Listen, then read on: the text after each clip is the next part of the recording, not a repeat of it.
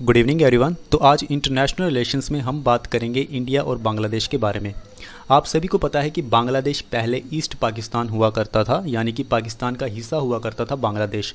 लेकिन वेस्ट पाकिस्तान ने अत्याचार करना शुरू कर दिया ईस्ट पाकिस्तान में, यानी कि जो बंगालीज़ के राइट्स थे उनको हनन किया। बंगालीज़ जो मुस्लिम्स थे, हिंदू थे, उनके ऊपर अत्याचार किया। तो वहाँ पे एक डिमांड उठने लग पड़ी कि जो ईस्ट पाकिस्तान है उसको आज़ाद किया जाए।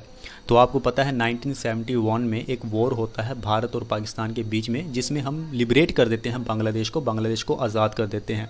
भारत पहला ऐसा देश है जिसने बांग्लादेश को रिकॉग्नाइज़ किया था, उसे देश माना था।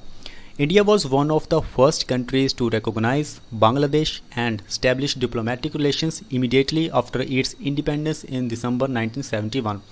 तो बांग्लादेश के साथ हमने अपने डिप्लोमेटिक रिलेशंस भी स्टैब्लिश किए, और जो 16 दिसंबर का दिन है उसे हम विजय दिवस मनाते हैं, क्योंकि इसी दिन हमने पाकिस्तान के ऊपर फतेह हासिल की थी। सो विजय दिवस is observed on 16 December every year to mark the India's victory over Pakistan in the 1971 war.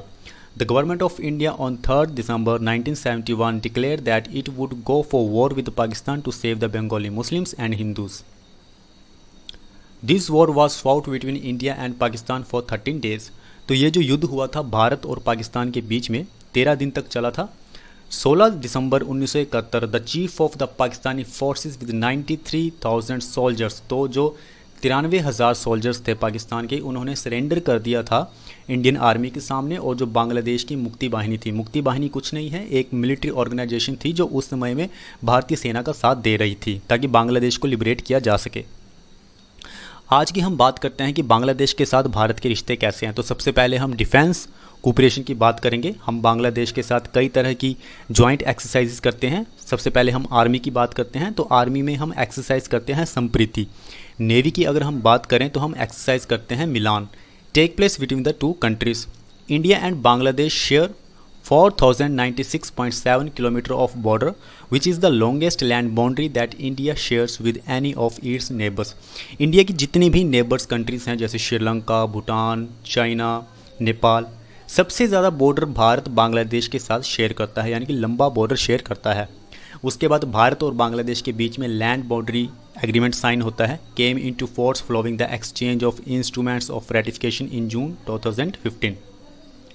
उसके बाद हम बात करते हैं कोऑपरेशन ऑफ रिवर्स। अब देखिए, जो नदियाँ भारत में हैं वो नदियाँ बांग्लादेश में भी है, तो इसलिए किसी भी तरह का कोई डिस्प्यूट ना हो, उसके लिए एक bilateral joint rivers commission establish किया गया है, ताकि रिवर्स का जो बेनिफिट है वो दोनों कंट्रीज़ को मिल सके। India and Bangladesh share the 54 common rivers. A bilateral joint rivers commission has been working since June 1972 to maintain the liaison between the two countries to maximise the benefit from common river systems. Bangladesh जो है वो भारत का सबसे बड़ा trade partner है South Asia में। India का जो एक्सपोर्ट है बांग्लादेश में, अगर हम फाइनेंशियल ईयर 2018 एंड 19 की बात करें तो यूनाइटेड स्टेट $9.21 बिलियन का एक्सपोर्ट जो है वो बांग्लादेश को करता है भारत। अब हम बात करते हैं कनेक्टिविटी की, कि बांग्लादेश के साथ हमारी कनेक्टिविटी कैसी है। तो रेलवे लिंक है हल्दीबरी इंडिया में और चिलाहटी बांग्लादेश में। उसके बाद बांग्लादेश भूटान इंडिया नेपाल इनिशिएटिव भी है, जो कि एक मोटर व्हीकल एग्रीमेंट है। उसके बाद एक बस सर्विस भी है बांग्लादेश और भारत के बीच में, कोलकाता ढाका अगरतला, जो कि 2015 में शुरू की गई थी। अब हम बात करते हैं कोऑपरेशन इन मल्टीलेटरल प्लेटफॉर्म। मल्टीलेटरल प्लेटफॉर्म में किस तरह से दोनों देश साथ में आते हैं।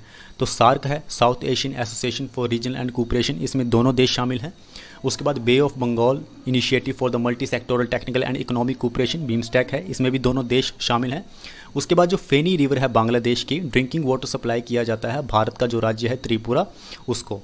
अब हम बात करते हैं चैलेंजेस के बारे में। तो बांग्लादेश के साथ हमारे कुछ चैलेंजेस हैं जिनको रिजोल्व करना है, जैसे कि तीस्ता रिवर का वाटर डिस्प्यूट है बांग्लादेश और भारत के बीच में। उसके बाद बांग्लादेश से कई सारे इलीगल माइग्रेंट्स आ जाते हैं जो कि प्रॉब्लम क्रिएट करते हैं नॉर्थ ईस्ट की जो स्टेट्स हैं उनके लिए, उन्हें प्रॉब्लम होती है। उसके बाद चाइना फैक्टर है, चाइना का आपको पता है एक बेल्ट एंड रोड इनिशिएटिव है, तो उसमें एज ए पार्टिसिपेट कर रहा है बांग्लादेश, जो कि भारत के हित में नहीं है, तो चाइना फैक्टर भी है इसमें।